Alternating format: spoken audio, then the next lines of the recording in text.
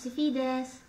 Narito ako para ituro sa inyo yung may, mayroon, meron, wala at nasa.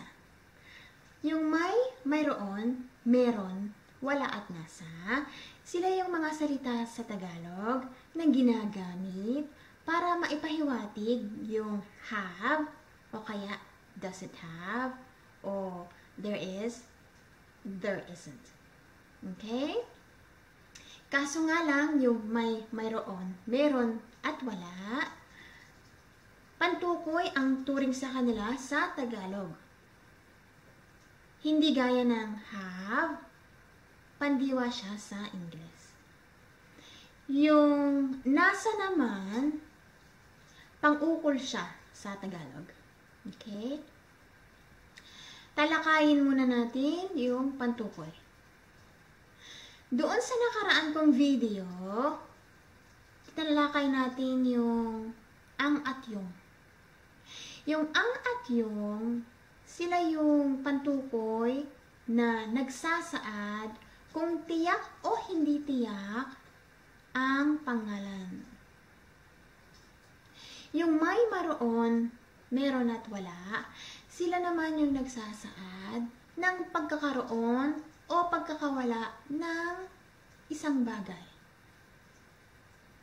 O kaya, pagkakaroon o pagkakawala ng isang bagay sa panghalip. Okay? Ngayon, bibigyan ko muna kayo ng mga halimbawa. Tapos, ipapaliwanag ko sa inyo yung ibig sabihin ng mga pangungusap. Tapos, susuriin natin yung balangkas ng pangungusap. Okay? Uunahin muna natin yung mayroon, meron at wala. Tapos, gagawa ulit ako ng isa pang video para matalakay natin yung may at nasa. Okay? Ngayon, simulan natin yung mayroon, meron at wala. Ang kailangan kong tandaan ninyo, yung mayroon tsaka meron, pareho lang sila. Okay? Yung meron siya yung pinaikling mayroon. Dahil yung mayroon, tatlo yung pantig niya. Okay? Samantalang yung meron, dalawa lang. Okay? At saka mas madalas ginagamit yung meron dahil mas maikli nga siya. Okay? Ngayon, mga halimbawa. Mayroon akong pera.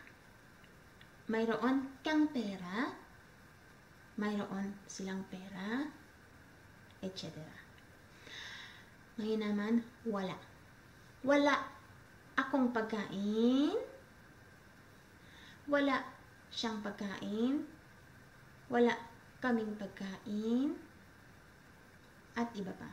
Okay? Pwede niyong palitan yung mga panghalip ng iba pang panghalip. Ngayon naman, bibigyan ko kayo ng halimbawa para sa pangalan. Okay? Merong pagkain sa lamesa. Merong damit sa aparador. Walang pera si Fides. Walang tubig sa kusina. Okay? Ngayon naman, ano ang ibig sabihin ng mga pangungusap na to? Pag sinabi kong mayroon akong pera, ibig sabihin, there's a presence of something within me. What is it? Money. Okay? Pag sinabi kong wala akong pera, there's an absence of something within me. What is it? Money. Okay? Pag sinabi kong merong pagkain sa lamesa, there's a presence of food somewhere. Where is it? On the table. Okay? Pero, hindi nyo kailangang isipin niya ng ganyan. Ang kailangan nyo lang tandaan na kapag sinabi kong meron akong pera, ibig sabihin, I have money. Okay? Pag sinabi kong wala akong pera, ibig sabihin, I don't have money. Okay? Yun lang yan. Binanggit ko lang itong paliwanag na to dahil gusto kong maintindihan ninyo kung ano yung nasa likod ng pangungusap. Okay? Ngayon naman, mapapansin ninyo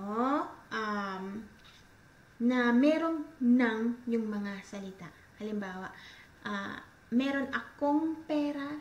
Okay? Akong, may NG siya. Ano yung NG na yan? Ano ang silbi niyan? Yung NG, siya yung tinatawag na pang-angkop sa Tagalog. Okay? Yung pang-angkop, siya yung mga salita na o mga letra na dinadagdag sa isang salita para maidugtong natin yung iba pang salita. Okay? Halimbawa, beautiful girl. Okay? Sa English, pwede niyong pagsamahin yung salitang beautiful tsaka girl, and you can produce a cohesive expression with those two words. Okay? Kaso sa Tagalog, pag sinabi kong beautiful girl, beautiful ibig sabihin maganda, girl ibig sabihin babae. Pag sinabi kong maganda babae, parang nagbanggit ako ng dalawang salita na magkahiwalay. Okay?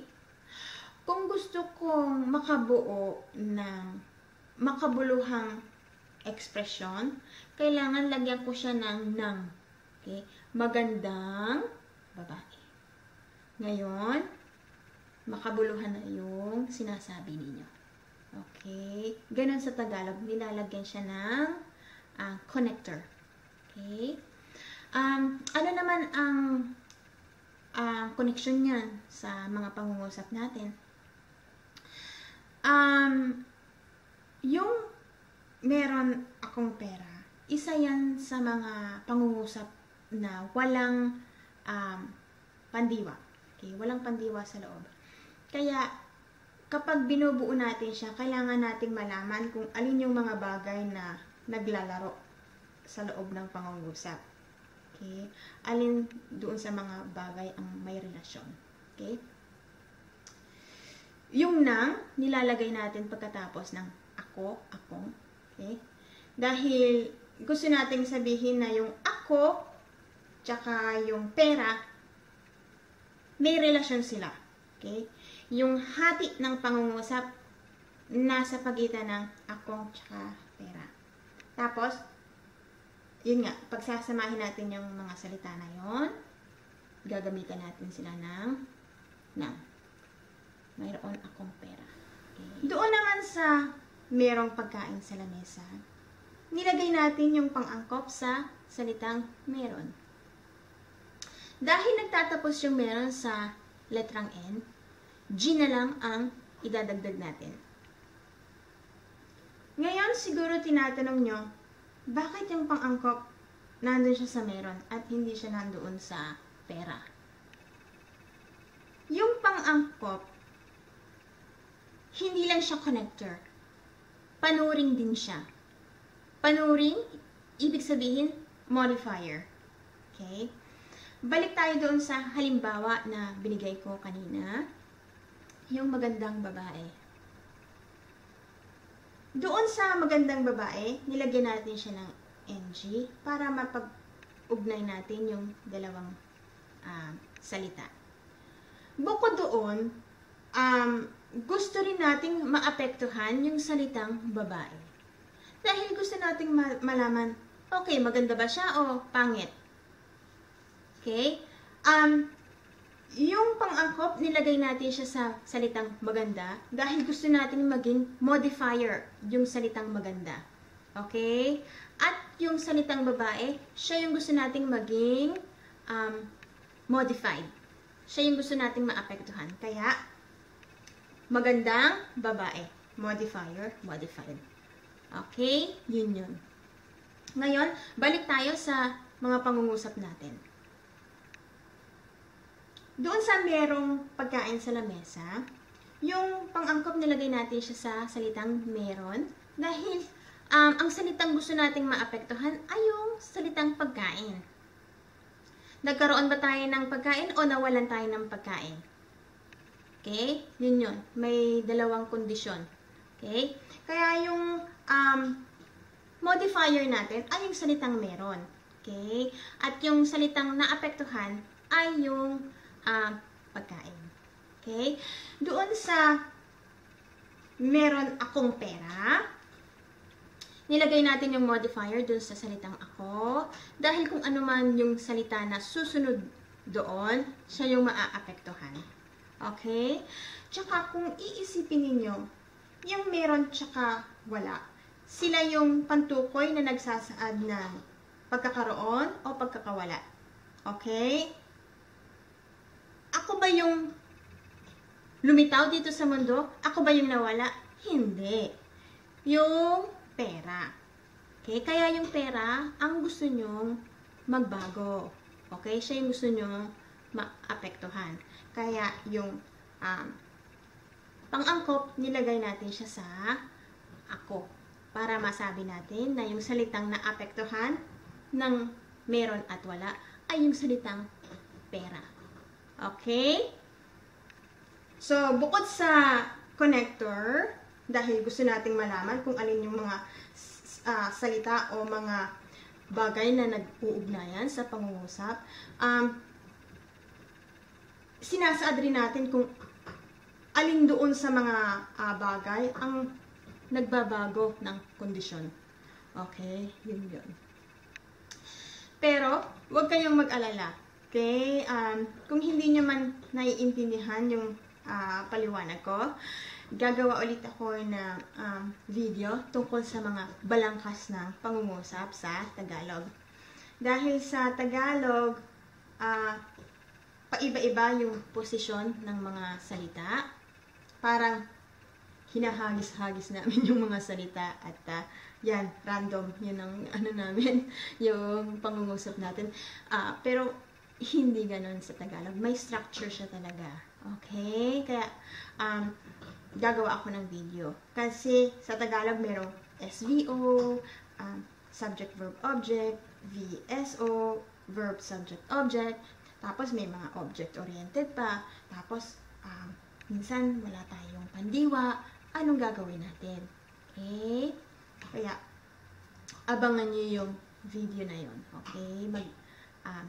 Hahanda ako ng video para doon. So, ito na yung binubuo ng unang parte ng ating video. Abangan nyo yung susunod na video, yung pangalawang parte. At doon ko ipapaliwanag yung may at nasa. Okay?